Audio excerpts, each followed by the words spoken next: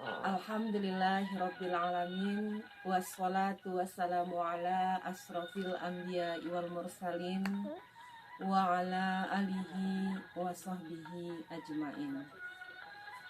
Segala puji hanya milik Allah.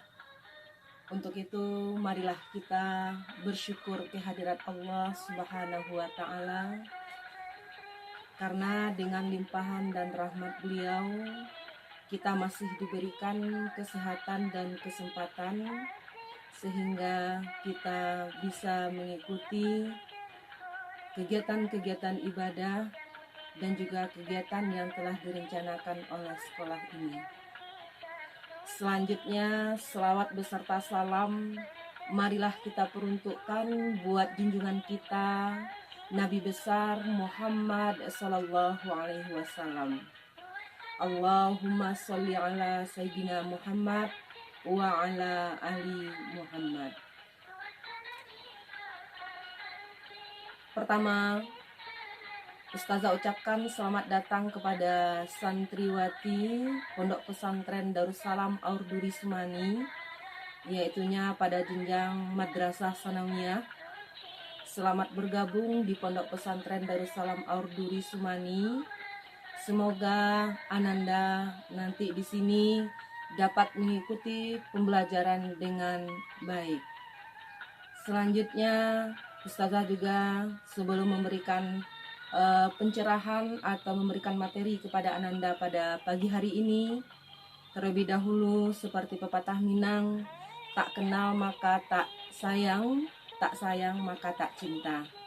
Dan yang satu lagi, tak kenal maka tak akan ada kerjasama di antara kita. Ananda semua, perkenalkan diri Ustazah. Ustazah adalah Ustazah Ratna Dewi SAG. Biasa di sekolah dipanggil dengan Ustazah Dewi. Bidang studi yang Ustazah ajar atau Ustazah bimbing adalah fikih dan akidah akhlak. Kemudian Ananda semua, dengan kita berada di pesantren ini, itu sudah merupakan suatu anugerah yang diberikan oleh Allah kepada Ananda. Tidak semua anak yang diberikan hidayah oleh Allah. Kenapa Ustazah bilang demikian? Karena di luar sana masih banyak anak-anak yang seangkatan dengan Ananda, yang baru tamat SD, yang masih susah untuk berpisah dengan orang tua, tetapi Ananda mau memilih untuk berpisah dengan kedua orang tua demi mendapatkan ilmu pengetahuan. Yang terutama sekali, dua yang Ananda dapatkan. Yang pertama, ilmu pengetahuan dunia untuk kebahagiaan di dunia. Yang kedua, Ananda memperoleh ilmu akhirat yang akan nanti menuntun, yang akan membawa Ananda nanti menuju surganya Allah. Dan juga Ananda juga akan nanti membawa kedua orang tua, membawa keluarga Ananda untuk bisa berkumpul kembali bersama di dalam surganya Allah Subhanahu wa ta'ala. Mudah-mudahan, amin amin ya robbal alamin. Ananda, pada pagi hari ini Ustazah mengajak kepada Ananda semua, mari dengarkan uraian atau ungkapan yang Ustazah berikan ini. Semoga apa yang Ustazah sampaikan ini bermanfaat terutama bagi diri Ustazah dan juga bagi Ananda semua. Mungkin karena keadaan yang membuat kita tidak bisa bertatap muka, kita tetap bisa berkomunikasi dengan kecanggihan teknologi yang diberikan oleh Allah kepada manusia yang berpikir, kepada manusia yang berilmu pengetahuan, sehingga walaupun kita tidak bisa bertatap muka, tetapi kita bisa bertatap maya dengan mempergunakan alat-alat telekomunikasi ini. Nah, pada pagi hari ini ada pun beberapa yang akan Ustazah sampaikan, materinya berkaitan dengan akhlak berpakaian atau akhlak dalam berpakaian seorang muslim. Nah, di dalam Al-Quran Allah Subhanahu wa ta'ala sudah jelas mengatakan kepada kita bersama Yang pertama terdapat di dalam surat Al-Ahzab ayat 39, di mana Allah perintahkan kepada Rasulullah Shallallahu Alaihi Wasallam bahwa, wahai Rasulullah, katakanlah kepada para istri-istrimu untuk menutup auratnya, untuk mengulurkan jilbabnya, sehingga bisa membedakan mereka dengan perempuan-perempuan yang lain. Yang dimaksud di sini dengan perempuan yang lain itu adalah dengan perempuan-perempuan yang non-muslim, dengan perempuan-perempuan kafir. Kalau kita lihat asbabun nuzul dari ayat ini, di sini diberikan oleh Allah, ayat ini diturunkan oleh Allah kepada Nabi Muhammad SAW untuk disampaikan kepada umatnya, yaitunya ketika zaman jahiliyah dahulu, ketika itu kafir Quraisy, mereka tidak menghargai, mereka tidak memandang, mereka hanya menjadikan wanita itu sebagai pelampiasan nafsu, menjadikan wanita itu sebagai hasrat untuk menjadikan mereka bersenang-senang dengan perempuan tersebut. Nah, dengan kita berpakaian secara islami, kita berpakaian secara tuntunan yang ada dalam agama kita, maka secara tidak langsung kita telah menjaga harkat, telah menjaga martabat diri kita sendiri. Kalau di Minangkabau atau di Sumatera Barat, nah, pakaian wanita itu menjadikan ciri khas mereka.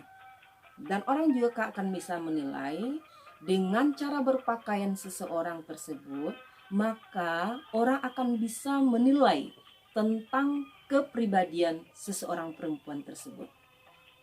Nah, kalau begitu, ya, dengan cara berpakaian mereka yang islami, dengan cara berpakaian mereka yang aurat, itu akan melambangkan kepribadian kita.